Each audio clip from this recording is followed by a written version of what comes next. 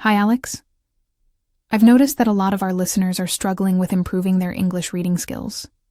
Do you have any tips or strategies that you think could be helpful? Absolutely, Myra. Reading is such an important aspect of language learning. One of the first things I would recommend is to start with materials that match your current proficiency level. If you're a beginner, don't dive into complex academic papers right away.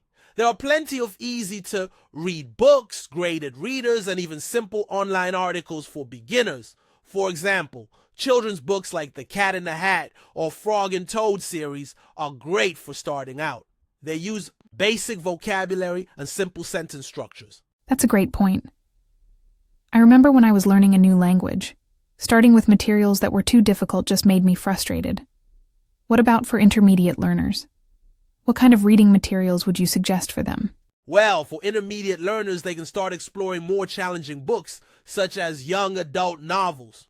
Books like The Hunger Games or Harry Potter series are quite popular. These books have a wider range of vocabulary and more complex sentence structures, but they're still engaging enough to keep you interested. Also, reading online blogs or news articles from reliable sources like BBC News, the Learning English section is perfect, or National Geographic Kids can be beneficial. They expose you to real life language use and current affairs. I agree. And I think it's important not only to choose the right materials, but also to have a good reading strategy. When I read, I like to preview the text first. I look at the title, headings, sub-headings, and any pictures or graphs. This gives me a general idea of what the text is about. Do you do something similar? Yes, previewing is a great strategy. It helps you set your expectations and activates your prior knowledge.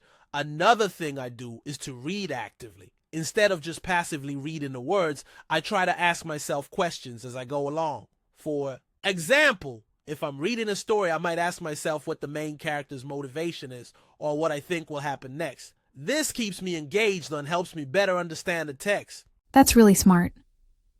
I also find that making notes while I read can be really helpful. Sometimes I write down new words or phrases, and I try to use them in my own sentences later. It's a great way to reinforce my learning. Exactly, Note. Taking is a wonderful way to interact with the text. And don't forget about context clues. When you come across a new word, try to figure out its meaning from the words and sentences around it. For instance, if you read, "The dog was famished. It hadn't eaten in days," you can guess that famished means very hungry because of the context. Context clues are so useful. I think they're one of the most important skills for improving reading comprehension. Another thing I've been doing lately is reading aloud. It helps me with my pronunciation and also makes me more aware of the rhythm and intonation of the language. Reading aloud is excellent. It combines reading with speaking practice. You can also try shadowing, which is when you listen to an audio recording of someone reading the text and you read along with them at the same time. This can really improve your fluency. I've heard about shadowing, but I haven't tried it yet. I'll definitely give it a go. What about reading speed? Do you have any tips for improving that? Well, one way to increase your reading speed is to practice skimming and scanning. Skimming is quickly looking over the text to get the main idea. You don't read every word, just the important parts like headings, the first and last sentences of paragraphs. Scanning, on the other hand, is looking for specific information. For example, if you're looking for a date in an article, you scan the text until you find the numbers. Regular practice of these two techniques can gradually increase your reading speed. That makes sense. I feel like sometimes I get stuck reading every single word, and it really slows me down. But I'm worried that if I read too fast, I might miss important details. It's a balance. At first, when you're practicing skimming and scanning, you might miss some details. But as you get better at it, you'll be able to quickly identify what's important and what's not. And after you've skimmed or scanned, you can always go back and read the text more carefully if you need to. Right. Another thing I wanted to talk about is reading for different purposes. Sometimes I read for pleasure, like when I'm reading a novel. But other times, I read for information, like when I'm studying for a test.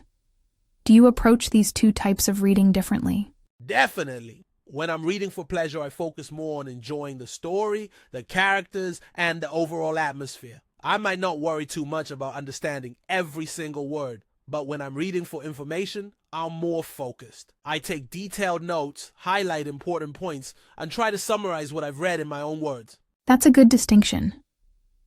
I think a lot of people don't realize that you need different strategies for different types of reading. What about reading complex texts, like academic papers or legal documents? Those can be really challenging. Reading complex text requires a more in-depth approach. First, make sure you understand the key terms. Look up any words or concepts that you're not familiar with. Then break the text down into smaller parts. Read one paragraph at a time, and try to understand the main point of each paragraph. You can also create an outline of the text as you read to help you see the structure and how the different parts are related. That sounds like a lot of work, but I guess it's necessary if you want to understand those kinds of texts.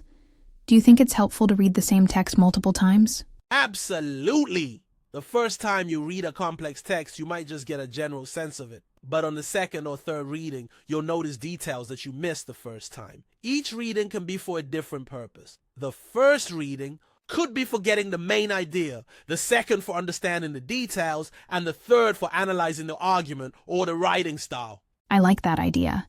It's like peeling an onion, layer by layer. What about reading in groups or discussing what you've read with others? Do you think that can enhance the reading experience? Oh, definitely. When you discuss a text with others, you get different perspectives. You might notice things in the text that you didn't think about before. It also helps with your communication skills. You can join a book club either in person or online where people read the same book and then discuss it. Or you can just talk to a friend who has read the same text as you. That's a great suggestion. I think it would be really interesting to hear what other people think about a book I've read.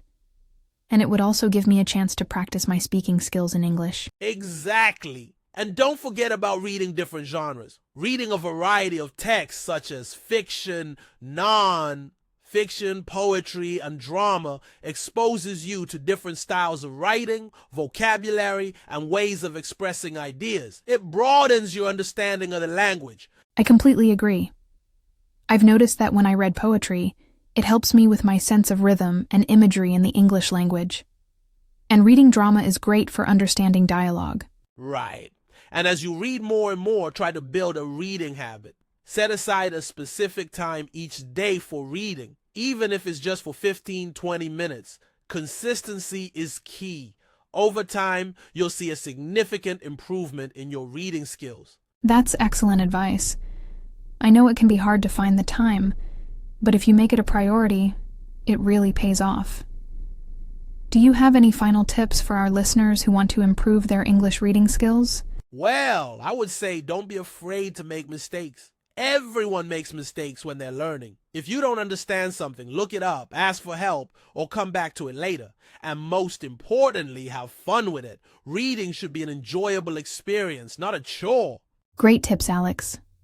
I hope our listeners find this conversation helpful. Thanks for sharing your insights on how to improve English reading skills. You're welcome, Myra. I'm sure our listeners will see progress if they apply these strategies.